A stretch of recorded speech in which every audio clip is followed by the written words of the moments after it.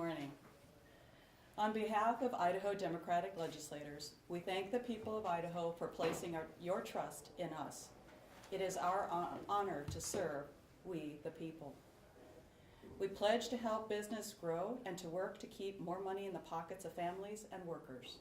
We pledge to promote and defend freedoms for all Idahoans. We come to the 2015 session stronger as a group. Our true strength comes from growing recognition among Idahoans that Idaho Democrats find ways for workers, families, communities, and businesses to prosper together. We're stronger because Idaho has seen our ideas create opportunity for businesses and workers. Idaho wins when families, businesses, and communities succeed together. One example of this is Amy's Kitchen adding new jobs in Pocatello. The governor has noted that incentives help bring the opportunity to Idaho workers. That incentive was brought to the legislature several years ago by our Idaho Democratic lawmakers, Senators Lacey and Representative Pence.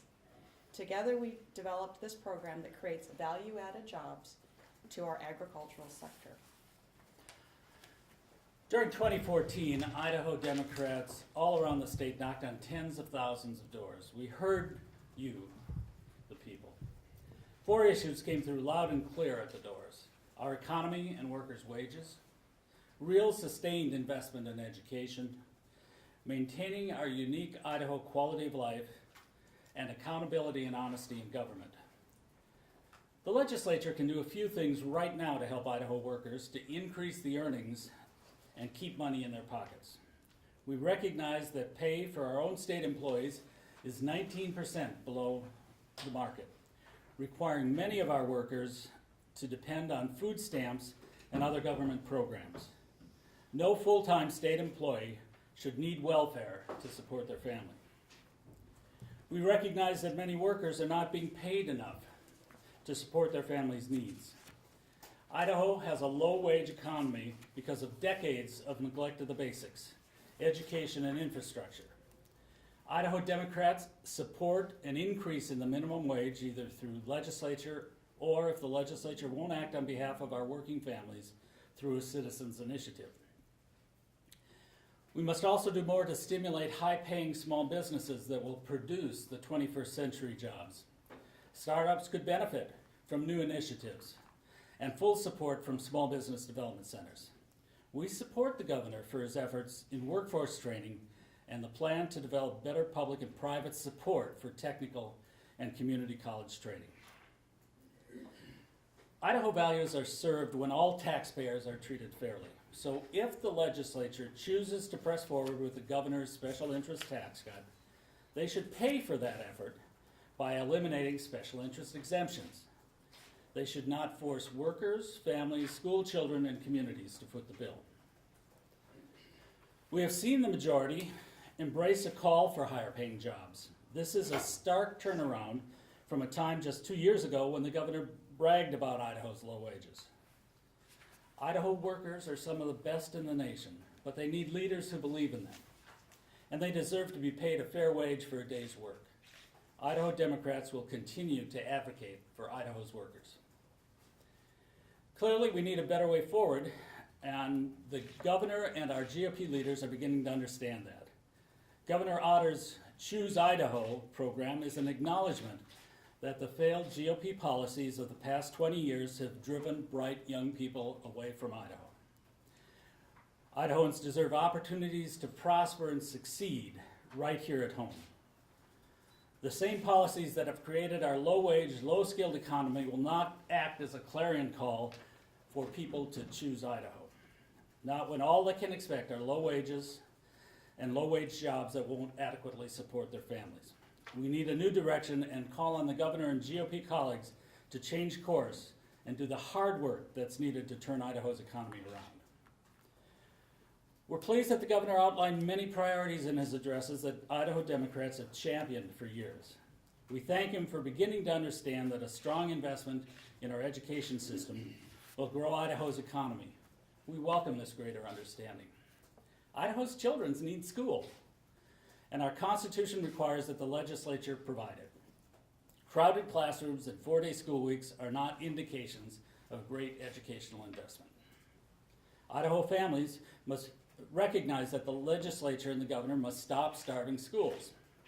A return to 2009 funding, the same funding that today's high school seniors saw when they were in the 6th grade, cannot reverse the damage that's been done to a generation of students. Idaho deserves better.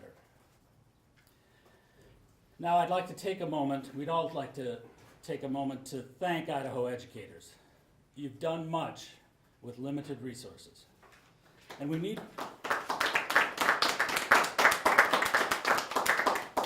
need to keep focusing on keeping good educators serving our kids. School districts all over the state are having trouble hiring qualified teachers. We've had an 85% drop in the number of teachers from other states choosing Idaho and getting a certificate here. And no wonder, in recent history, the teaching profession has been under constant attack. And now certainly students should not be put in the middle of an argument between accountability and adequate investment. We must work together to focus on kids. If early education helps, let's do it. If mentoring is important, let's do it. If we need more guidance counselors, find them. And if our funding formula is outdated and unfair, if it doesn't allow us to fulfill our constitutional duty, for heaven's sakes, let's fix it. We heard repeatedly of the great concerns Idahoans have about our state government and how it operates. Honesty and fairness are important to Idahoans. They are unhappy with the way the state government has dealt with private prison fraud, Idaho Education Network, and other cases. We need to revise how contracts are developed, vetted, and monitored. When there is a malfeasance, there needs to be an investigation and correction, and prosecution if criminal offenses occur. Finally, we need to review our contracts to ensure that our citizens get what they paid for. Idaho taxpayers deserve a purchasing and contracting system that is accountable, transparent, and effective. We also look forward to joining our fellow legislators to support financial disclosure, a prohibition of lobbying the executive branch during contract development, and closing the revolving door where state employees can retire one day and lobby former co-workers the next day. We also believe that Idaho is stronger and that our future is brighter when we fight for freedom. If you are forced to leave Idaho for a decent wage elsewhere, you're not free. If wealthy corporations have a greater voice in your government than you do, you are not free. If your school fails to prepare your children for a global economy, they are not free. If we lose the clean air and water or the space for hiking, hunting, and fishing, we are not free. We are not free if it is legal to fire a worker or deny someone housing simply because of their sexual orientation. We are not free if we let the government interfere with decisions that are and should remain private. Freedom means fairness for all. Idaho Democrats have been pushing for better education investment, job development, workforce training, and help for Idahoans' household economy for years. We have tried to be stewards of our great Idaho's natural gifts. We have tried to help Idaho drive more often with headlights and less with the rearview mirror. We appreciate the governor beginning to see the wisdom of our approach. We commit to all of Idaho that Idaho Democrats will continue to bring ideas that benefit Idaho workers and families. Working families in Idaho, Idaho Democrats are here for you. In everything we do, we have your interest at heart. God bless America and this great state of Idaho. Thank you.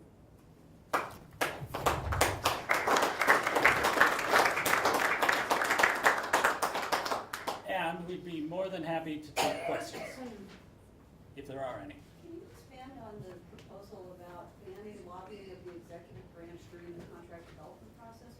What is that about and how would that work? There are many states that have statutes of limitations on contact between vendors, their representatives, and the departments that are building the RFP or the contract. But that needs to be more carefully monitored and managed, perhaps regulated completely. Yes? Yeah, and And what kind of financial disclosure laws would you like to see? I have discussed financial disclosure with Senator Lurcher and I'm sorry, Representative, sorry Elliot. Representative Lurcher and the Speaker, he is working on financial disclosure that we support. It's modeled after, I believe it's modeled after Utah legislation. When you said he is working on, you meant the speaker or Representative Lurcher? Representative Lurcher. Is there I'm maybe not supposed to say that, but that's where it is. Yes. Is there going to be legislation on minimum wage, and can you discuss the specifics of that? At this point in time, we cannot discuss the specifics of it. You all know that sometimes legislation that we write never gets printed. So we have to figure out a way to get it in front of the body. I will say that right now, what is important that it's shopped around outside of the Capitol, and then once some language is decided upon, then it comes before both Democrats and Republicans. The only way that it's going to get entertained is if it's embraced by a lot more than just us. So it's in the stages of having that conversation. But it is important to Idaho families. We heard that a lot. And it wasn't just families in minimum wage jobs. It's an issue of fairness. And so I would not be surprised, should it be ineffective in the legislative arena, to see an initiative. If I could ask a favor, Roy, will you stand up there on the end? That's cover video for us, and you're our few Eastern Idaho Democrats. Okay. Here, I'll even gesture towards you. We did Okay. mention your name, Roy, but you were. First, yes. So, in the AP preview, we heard the governor talk about Medicaid redesign and taking some of the planks from that. Then to say to save nothing. What are you guys hearing? Is that something you're making a move on? Well, I've heard that, I heard in the governor's speech that there's a little tiny crack, that it wasn't absolutely locked up into a box. Now, I'm not sure what parts of his Blue Ribbon Panel report he believes are acceptable and which parts are not. And you know, I don't know that there's anybody in the State House who's been more supportive of providing coverage, better form of coverage for low-income Idahoans. So I'm not gonna jump out ahead and kibosh. If there's a way that they think that they can do it, I'd be more than happy to help. But really, there's great opportunities for Idaho, the health of Idahoans and for Idaho citizens. We've accepted almost a $40 million grant to redesign the healthcare system. It'd be nice to have people covered in that system. So I can't tell you any more than that. You don't feel like there's common ground anywhere that there I'm could be sure. some working? I'm sure there's going to be common ground with us and whatever progress can be made. We just don't know what the details. He gave so little information about where he wants to head with that. So we'll need to see what that window of opportunity will be. But we have all been talking about this for a couple of years, and it's a fiscal responsibility question, not only in coverage and fairness to Idahoans. It costs us a lot not to do it. And so we've been making that case for quite a while, and I hope that we do have some kind of resolution or at least movement this session on it. And the fact is, I have not had encouragement from the GOP leadership. Yes, sir. Senator, you said that you were happy to see the governor come around to see your side of things, Democrat side of things. You did go into a little bit of detail. Could you describe maybe specifically whether it's some laws, if it's the budget, where specifically you think the governor has seen your side of things? Well, in the address, the first thing obviously is education. We've all been advocating for more investment in our education. It's the first best thing, not only for our school children and our future, but for the economy. And it's something that sounds like we're all together on the same page. The governor did mention that. He's put his single biggest budgetary item in his address being education. We're pleased to see that. It's a step. We'll need to continue to make that investment and follow a plan that we've plotted based on what the task force has told us. The other piece of it is some of the things he mentioned about the economy and what he plans on doing for creating opportunity, whether it's through vocational technical programs or whether it's secondary education in general. That is something that we've also always advocated, and it's nice to see that this talk about K through career, and now even talk about preschool through career, is also a portion of education that we've advocated for quite a long time. It's those pieces of economy and education primarily that he spoke about that we are really pleased to see that he is in agreement with us. Just shaking my world a tiny bit, because you just said that you kind of agreed with something that the governor had to say. And yesterday, as the legislators were, the lawmakers were coming out of the State of the State, most of the Republicans from Eastern Idaho, great speech, no surprise. And then I get Elaine and Roy both going, great speech, and I was like, what's wrong with this picture?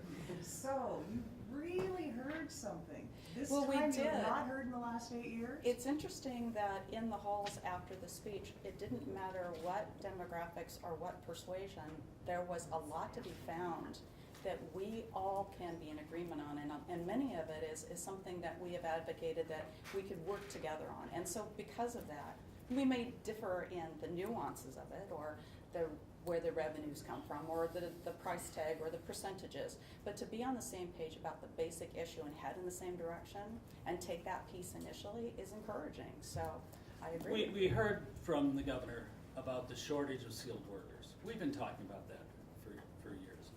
We heard that he's going to put money bringing industry and community colleges, training programs together to plan and develop curriculum that the businesses need so they can expand the good, high-paying technical jobs. We've talked about that for years.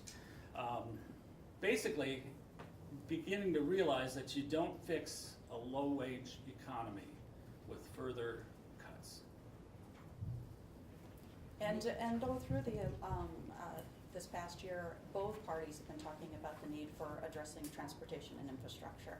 So that piece of it, again, where do the revenues come from? How do we address that? May be part of flushing out the bigger argument. But that is something we seriously, it's another economic, it's what brings companies here. It has an indirect impact on our freight and our ability to move commerce. So it's recognized that it's another major piece of being more economically viable as we go forward. Melissa, and then, I have a two-part question. Of course. On Add the Words. So we've heard that there will be a hearing on Add the Words, and that any legislation that comes before the body is going to have compromise in there. Now, we've heard from supporters of Add the Words that this isn't something to compromise on, and I was wondering what the caucus feels about that. And we've also heard there's going to be a hearing, but what are you hearing about actual passage of legislation? Well, the amendment to the Human Rights Act is what we're talking about in essence. And should we have Cherie, since she and Grant are primarily working on it, do you want to? We're hearing the same things you're hearing, and we're working diligently to make it come to fruition.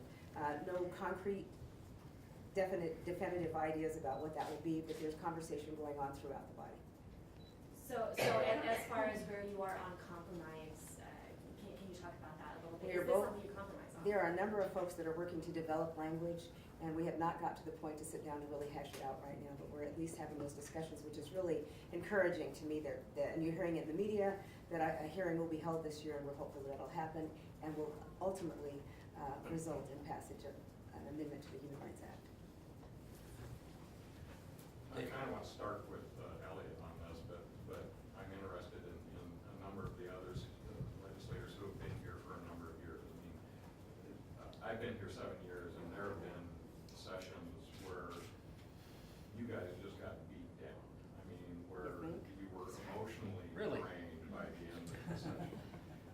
You start this session out with a State of the State address that hits a number of highlights that you've been talking about.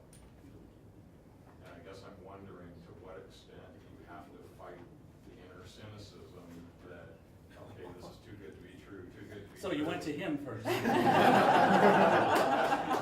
I were talking about cynicism before we came in. Yeah, before it goes to Elliot, as the leader, I want to talk about something. We have looked to the best interests of our districts and of the citizens of Idaho. And we know that being a small minority, we cannot drive legislation. But I'll tell you, we've been looking and working on the long game, getting the information that people need out to the people of the state so that they can start calling their legislators to account, so they can start calling the governor to account. If you listen to the gubernatorial campaign, What was the number one issue? I mean, really, isn't that been our message for the last 5 years? We may not always win the election, we may not always have power within the legislature to drive legislation, but we look at the long game, what's right and good for the citizens of Idaho. I'm not touching this. Well, and I have to say that as a leader also, I'm very proud of how we work within our committees and on the floor and with our colleagues. That relationship is very strong with all of our members, and it needs to be, and it's important. It really is the proper process of good policymaking, regardless of the balance of power here anyway. And so whatever we do here forward, I always hope that we maintain that integrity and professionalism regardless, because it really has made us effective within the chambers and the work we actually do. And Bill, cynicism doesn't help the people in District 6. Yeah, but it's a reality.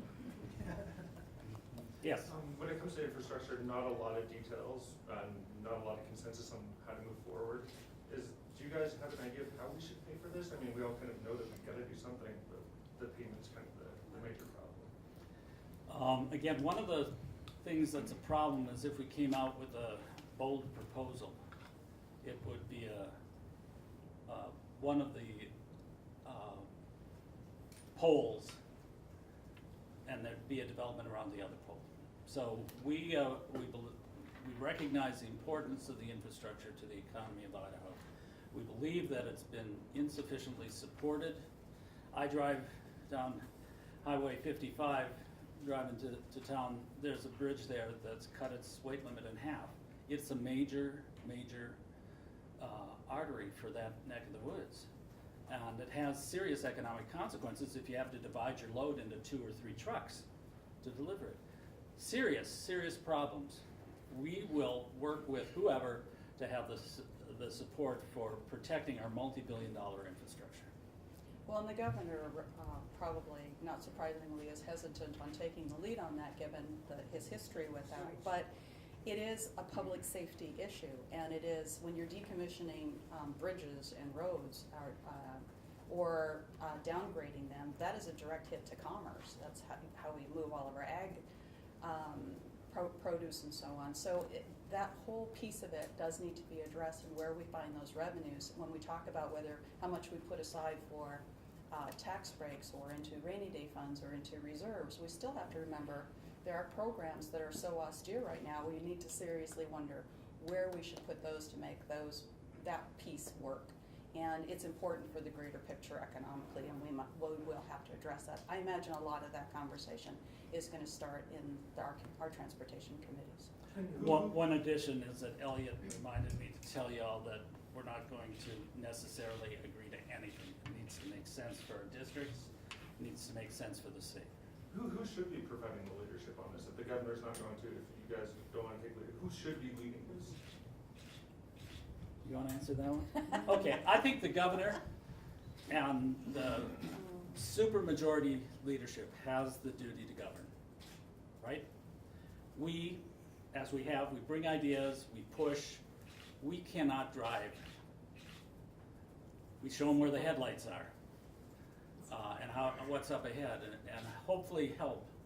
But who should lead on this? The people that are in charge, the people that are the citizens of Idaho have put in charge of their state. That's who needs to step forward on the issue of transportation and on other issues.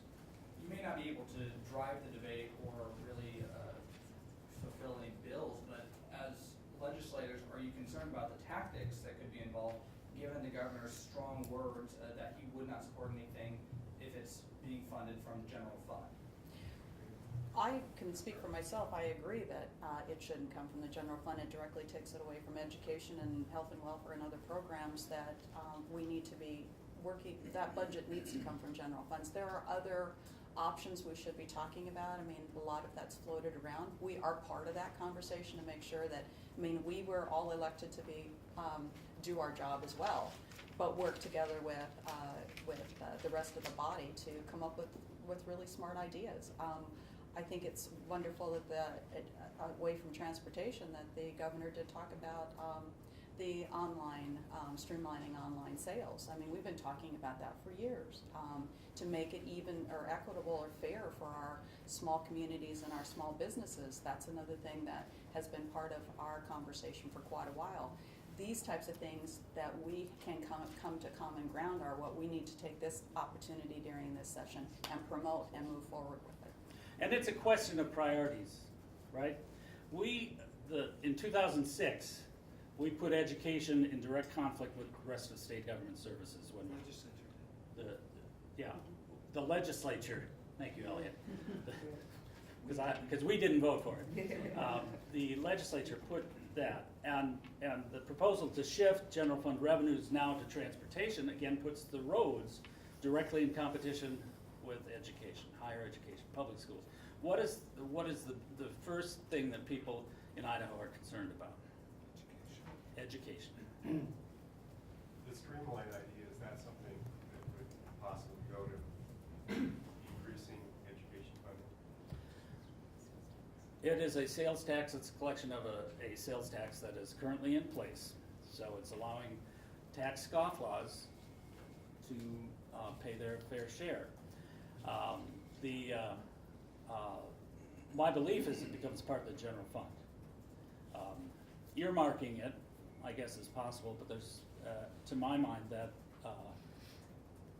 is really then we do budgeting by tax policy, not by appropriation policy. Speaking of tax policy, you mentioned the governor's proposed income tax cuts and said that you thought if that was gonna happen, it should be paid for through removal of exemptions. What do you mean by that, and what are you proposing? Well, what we're proposing is that there be fairness. The tax cuts that have been proposed by the GOP, highest income earners, corporate earnings, and business personal property tax reductions. We're saying that if those taxes are bad, let's look at paying for them with removing of exemptions. You know, currently, just for an example, in our sales tax, there's as much value exempted as there is taxed. And, you know, should you say, okay, we're gonna take 17 million out this year, I don't know what was it, 30 million the second year, we'll take that out of the general fund as a tax cut for the highest earners, and we'll make that up by not being able to fund education.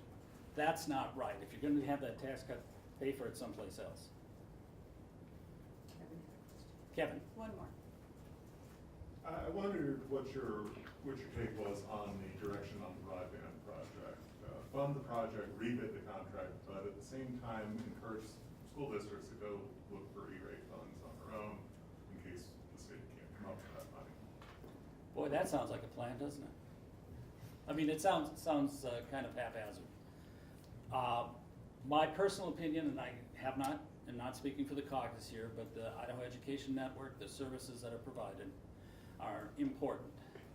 But it's foolish to leave E-rate money on the table. So I think we should terminate the contract.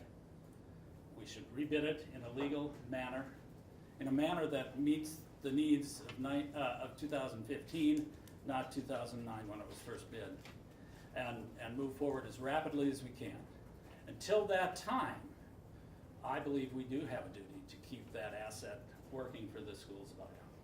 That framework is so important, particularly for the rural communities. So the need to keep that in place is important. It's when we have very short deadlines, as you know, about trying to apply for it again, and I don't know what the date is, but it's a short window. Yeah, pretty close. And Kevin, I would just add, there's no caucus position on this. We've had a lot of discussions, but there's really no caucus position. I think we all have different views about how we might move forward most effectively. Thank you, everybody. Thank you. And should others have individual questions for people listening? Just get a hold of them.